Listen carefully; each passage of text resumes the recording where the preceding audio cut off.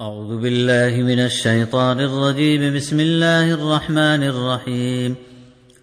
وما أبرئ نفسي إن النفس لأمارة بالسوء إلا ما رحم ربي إن ربي غفور رحيم. وقال الملك ائتوني به أستخلصه لنفسي فلما كلمه قال إنك اليوم لدينا مكين أمين. قال اجعلني على خزائن الأرض إني حفيظ عليم. وكذلك مكنا ليوسف في الأرض يتبوأ منها حيث يشاء نصيب برحمتنا من نشاء ولا نضيع أجر المحسنين ولأجر الآخرة خير للذين آمنوا وكانوا يتقون. وجاء إخوة يوسف فدخلوا عليه فعرفهم وهم له منكرون. ولما جهزهم بجهازهم قال ائتوني بأخ لكم من أبيكم ألا ترون أني أوفي الكيل وأنا خير المنزلين. فإن لم تأتوني به فلا كيل لكم عندي ولا تقربون.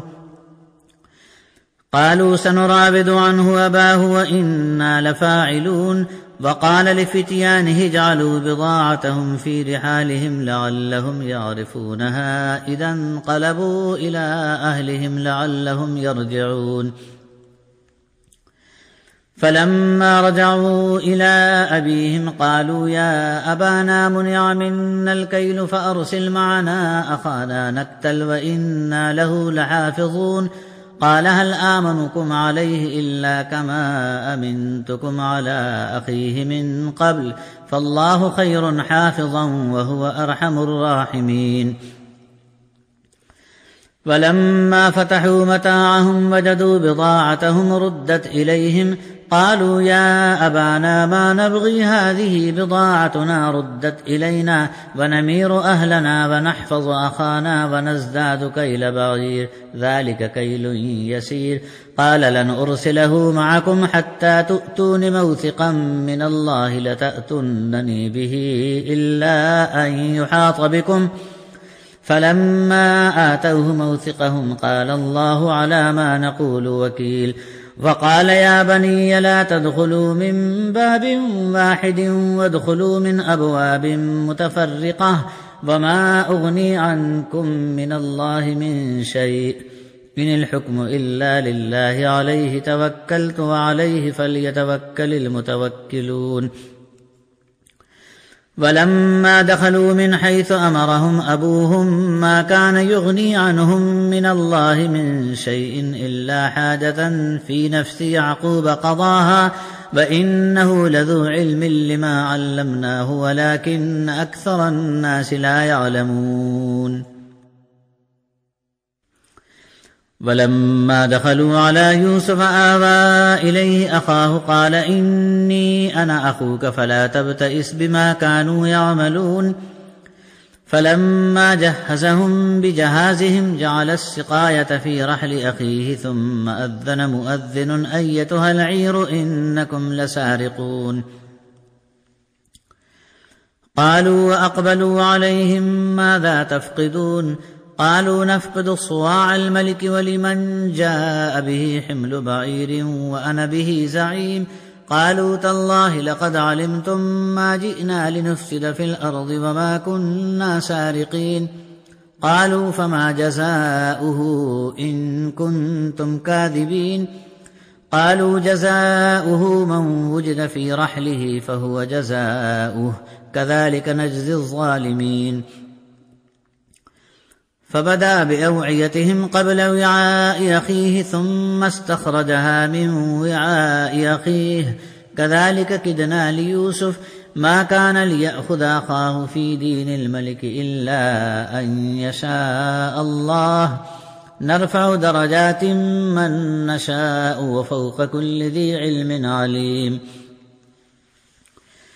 قالوا إن يسرق فقد سرق أخ له من قبل فأسرها يوسف في نفسه ولم يبدها لهم. قال أنتم شر مكانا والله أعلم بما تصفون. قالوا يا أيها العزيز إن له أبا شيخا كبيرا فخذ أحدنا مكانه إنا نراك من المحسنين. قال معاذ الله أن نأخذ إلا من وجدنا متاعنا عنده إنا إذا لظالمون. فلما استيئسوا منه خلصوا نجيا قال كبيرهم ألم تعلموا أن أباكم قد أخذ عليكم موثقا من الله ومن قبل ما فرطتم في يوسف فلن أبرح الأرض حتى يأذن لي أبي أو يحكم الله لي وهو خير الحاكمين. ارجعوا إلى أبيكم فقولوا يا أبانا إن ابنك سرق وما شهدنا إلا بما علمنا وما كنا للغيب حافظين. واسأل القرية التي كنا فيها والعير التي أقبلنا فيها وإنا لصادقون. قال بل سولت لكم أنفسكم أمرا فصبر جميل عسى الله أن يأتيني بهم جميعا إنه هو العليم الحكيم. وتولى عنهم وقال يا أسفا على يوسف وابيضت عيناه من الحزن فهو كظيم. قالوا تالله تفتو تذكر يوسف حتى تكون حرضا أو تكون من الهالكين. قال إنما أشكو بثي وحزني إلى الله وأعلم من الله ما لا تعلمون. يا بني يذهبوا فتحسسوا من يوسف وأخيه ولا تيأسوا من روح الله إنه لا ييأس من روح الله إلا القوم الكافرون. فلما دخلوا عليه قالوا يا أيها العزيز مسنا وأهلنا الضر وجئنا ببضاعة مزجاة فأوف لنا الكيل وتصدق علينا إن الله يجزي المتصدقين.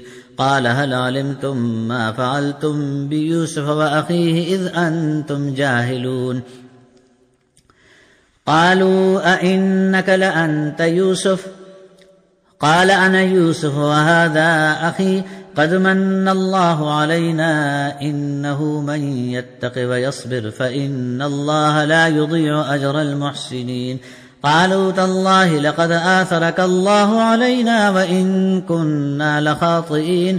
قال لا تثريب عليكم اليوم يغفر الله لكم وهو أرحم الراحمين. اذهبوا بقميصي هذا فألقوه على وجه أبي يأت بصيرا وأتوني بأهلكم أجمعين. ولما فصلت العير قال أبوهم إني لأجد ريح يوسف لولا أن تفندون. قالوا تالله إنك لفي ضلالك القديم. فلما أن جاء البشير ألقاه على وجهه فارتد بصيرا قال ألم أقل لكم إني أعلم من الله ما لا تعلمون. قالوا يا أبانا استغفر لنا ذنوبنا إنا كنا خاطئين. قال سوف أستغفر لكم ربي إنه هو الغفور الرحيم. فلما دخلوا على يوسف آوى إليه أبويه وقال ادخلوا مصر إن شاء الله آمنين.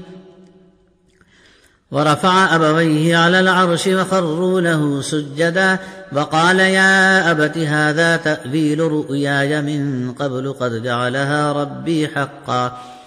وقد أحسن بي إذ أخرجني من السجن وجاء بكم من البدو من بعد أن نزغ الشيطان بيني وبين إخوتي إن ربي لطيف لما يشاء إنه هو العليم الحكيم.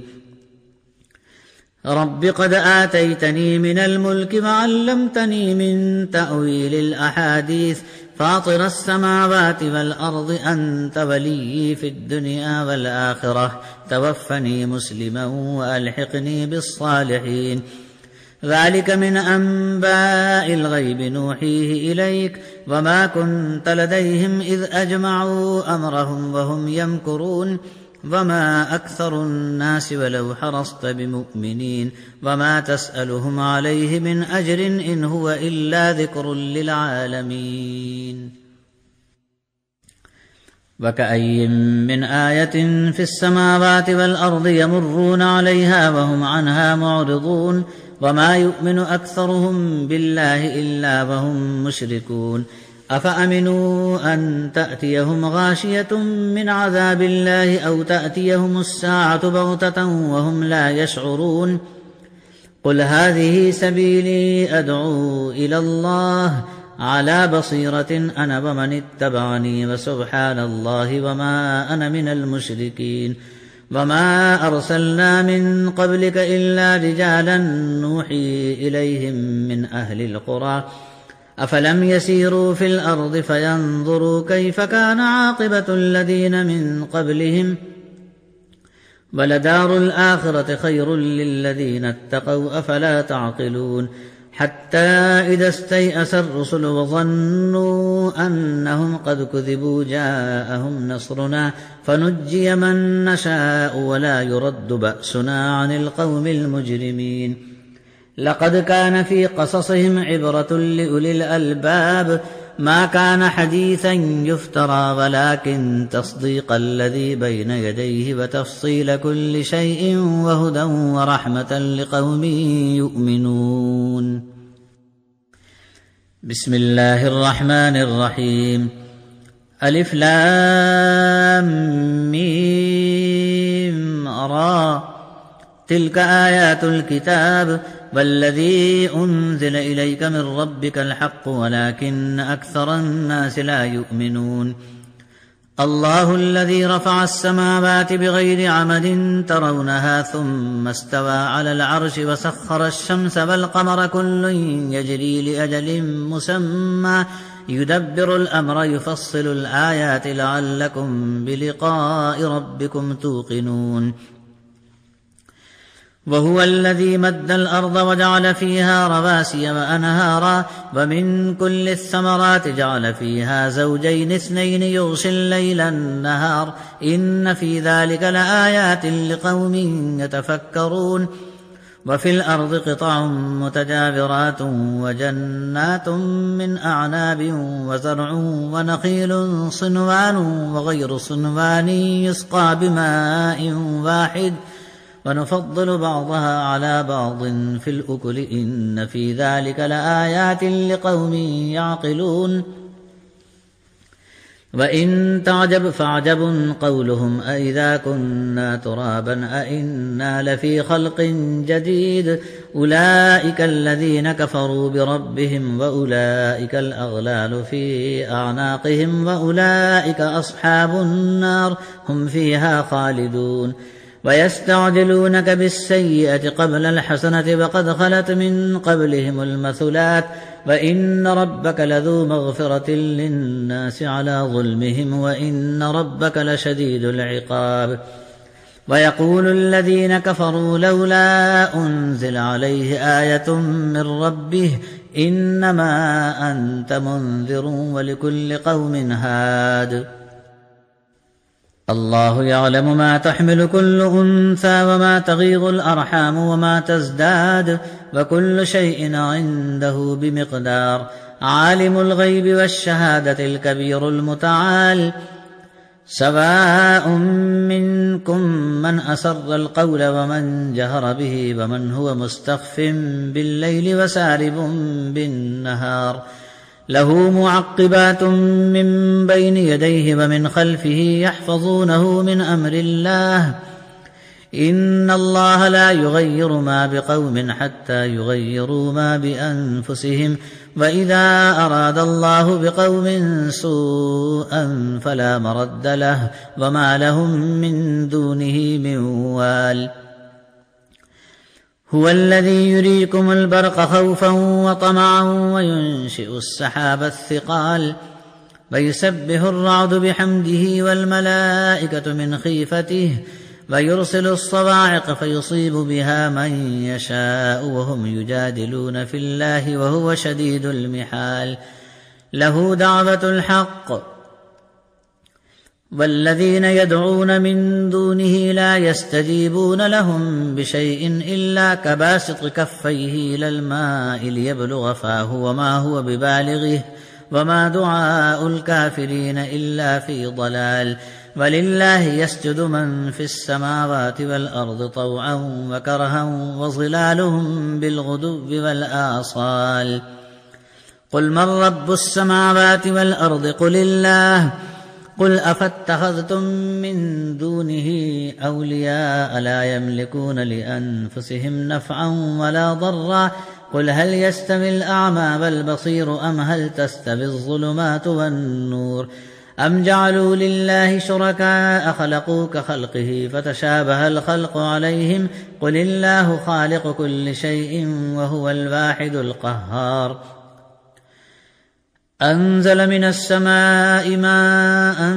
فسالت أودية بقدرها فاحتمل السيل زبدا رابيا ومما يوقدون عليه في النار ابتغاء حلية أو متاع زبد مثله كذلك يضرب الله الحق والباطل فأما الزبد فيذهب جفاء وأما ما ينفع الناس فيمكث في الأرض كذلك يضرب الله الأمثال للذين استجابوا لربهم الحسنى والذين لم يستجيبوا له لو أن لهم ما في الأرض جميعا ومثله معه لافتدوا به أولئك لهم سوء الحساب ومأواهم جهنم وبئس المهاد أفمن يعلم أنما أنزل إليك من ربك الحق كمن هو أعمى إنما يتذكر أولو الألباب الذين يوفون بعهد الله ولا ينقضون الميثاق والذين يصلون ما أمر الله به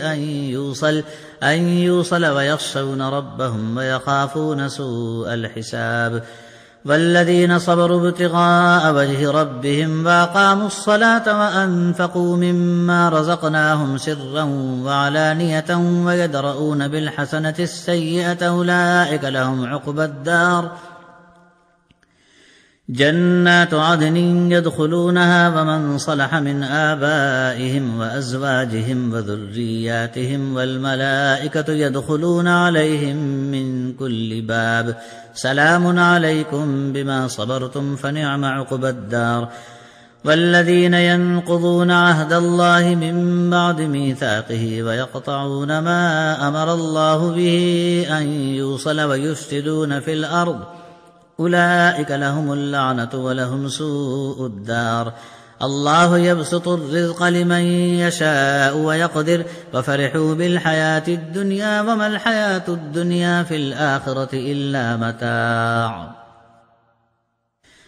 ويقول الذين كفروا لولا أنزل عليه آية من ربه قل إن الله يضل من يشاء ويهدي إليه من أناب الذين آمنوا وتطمئن قلوبهم بذكر الله ألا بذكر الله تطمئن القلوب الذين آمنوا وعملوا الصالحات طوبى لهم وحسن مآب كذلك أرسلناك في أمة قد خلت من قبلها لتتلو عليهم الذي أوحينا إليك وهم يكفرون بالرحمن قل هو ربي لا إله إلا هو عليه توكلت وإليه متاب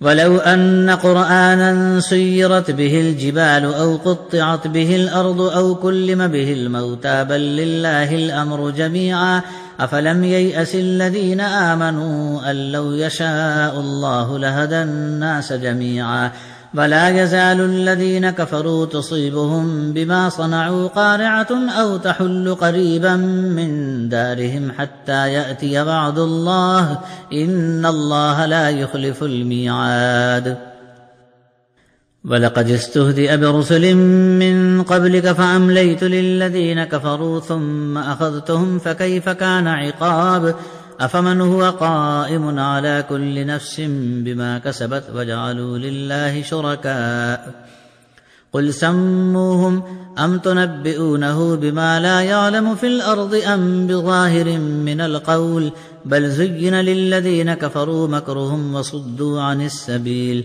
ومن يضلل الله فما له من هاد لهم عذاب في الحياة الدنيا ولعذاب الآخرة أشق وما لهم من الله من واق مثل الجنة التي وعد المتقون تجري من تحتها الأنهار أكلها دائم وظلها تلك عقبى الذين اتقوا وعقبى الكافرين النار والذين آتيناهم الكتاب يفرحون بما أنزل إليك ومن الأحزاب من ينكر بعضه قل إنما أمرت أن أعبد الله ولا أشرك به إليه أدعو وإليه مآب وكذلك أنزلناه حكما عربيا ولئن اتبعت أهواءهم بعدما جاءك من العلم ما لك من الله من ولي ولا واق ولقد أرسلنا رسلا من قبلك وجعلنا لهم أزواجا وذرية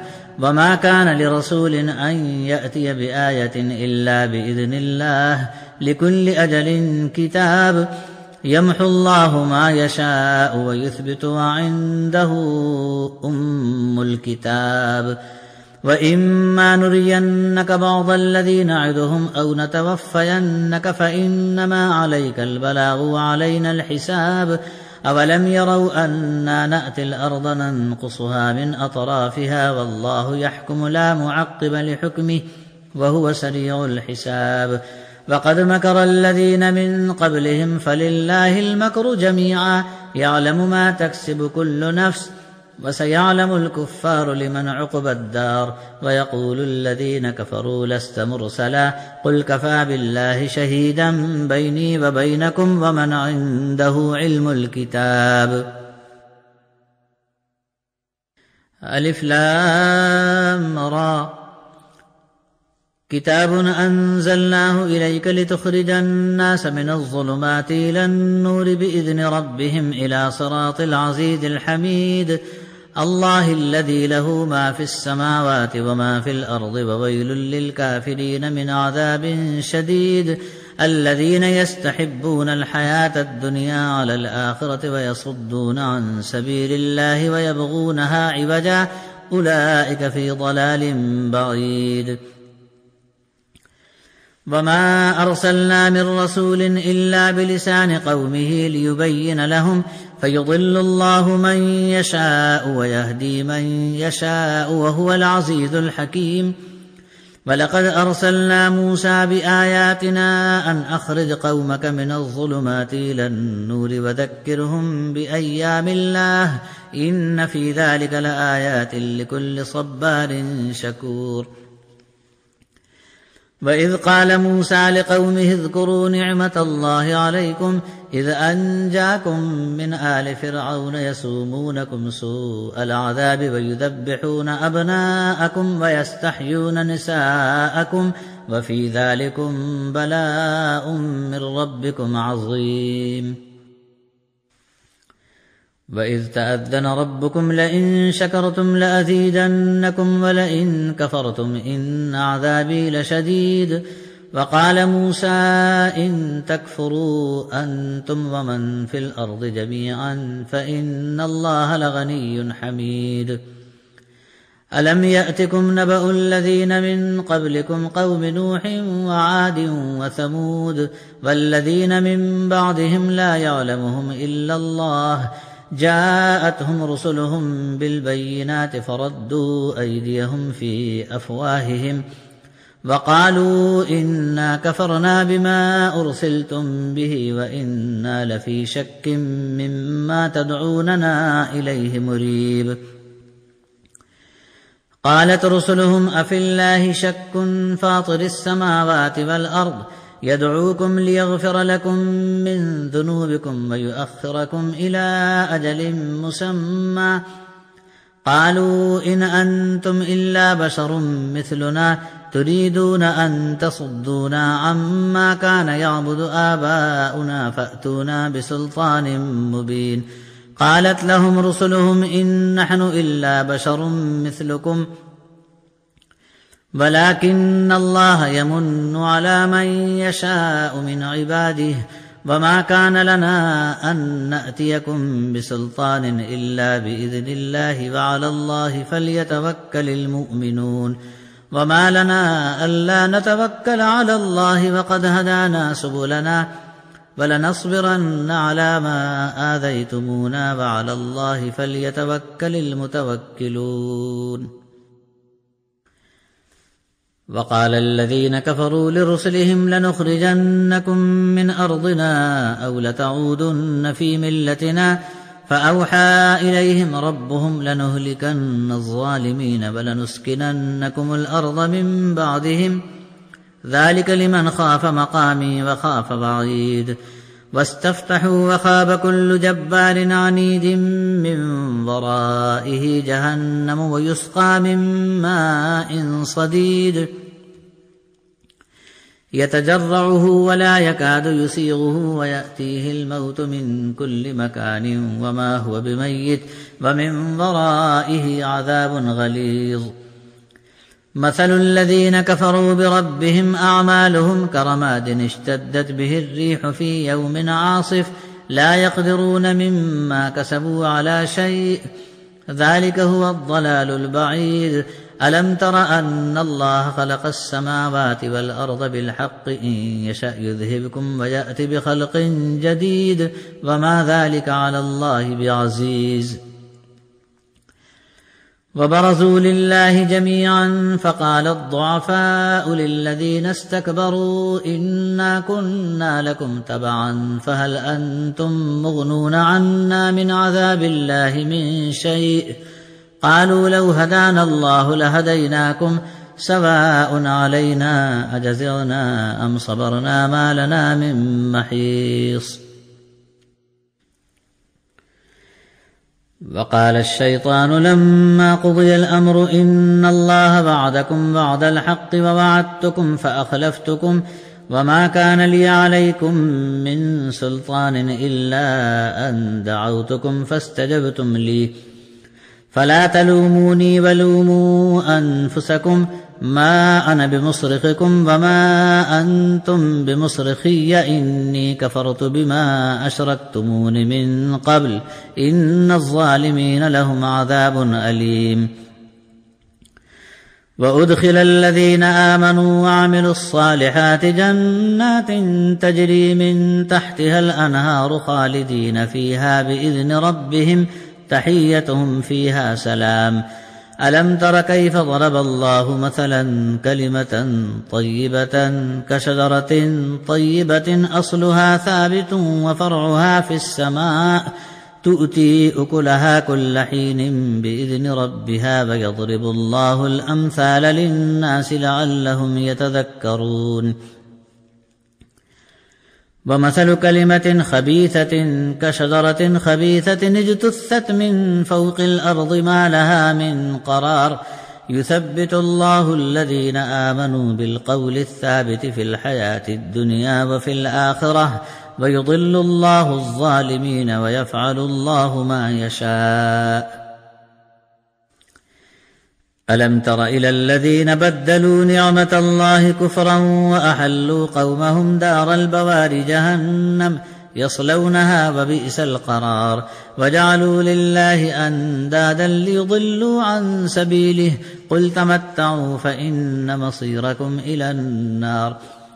قل لعبادي الذين آمنوا يقيموا الصلاة وينفقوا مما رزقناهم سرا وعلانية من قبل أن يأتي يوم لا بيع فيه ولا خلال.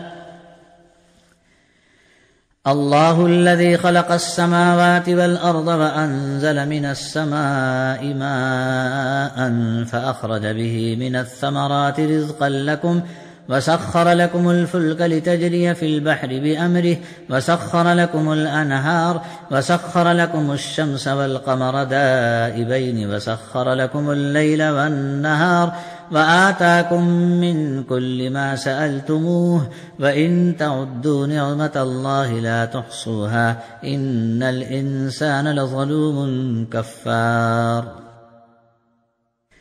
وإذ قال إبراهيم رب اجعل هذا البلد آمنا واجنبني وبني أن نعبد الأصنام رب إنهن أضللن كثيرا من الناس فمن تبعني فإنه مني ومن عصاني فإنك غفور رحيم. ربنا إني أسكنت من ذريتي بواد غير ذي زرع عند بيتك المحرم ربنا ليقيموا الصلاة فاجعل أفئدة من الناس تهوي إليهم وارزقهم من الثمرات لعلهم يشكرون.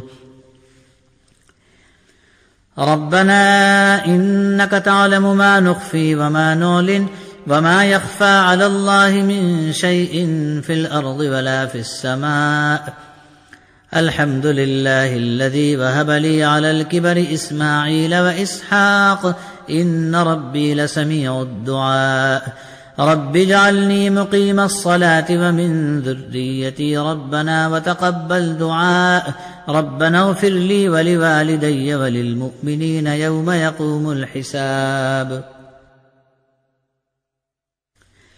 ولا تحسبن الله غافلا عما يعمل الظالمون إنما يؤخرهم ليوم تشخص فيه الأبصار مهطعين مقنعي رؤوسهم لا يرتد إليهم طرفهم وأفئدتهم هواء. وأنذر الناس يوم يأتيهم العذاب فيقول الذين ظلموا ربنا أخرنا إلى أجل قريب نجب دعوتك ونتبع الرسل أولم تكونوا أقسمتم من قبل ما لكم من زوال وسكنتم في مساكن الذين ظلموا أنفسهم وتبين لكم كيف فعلنا بهم وضربنا لكم الأمثال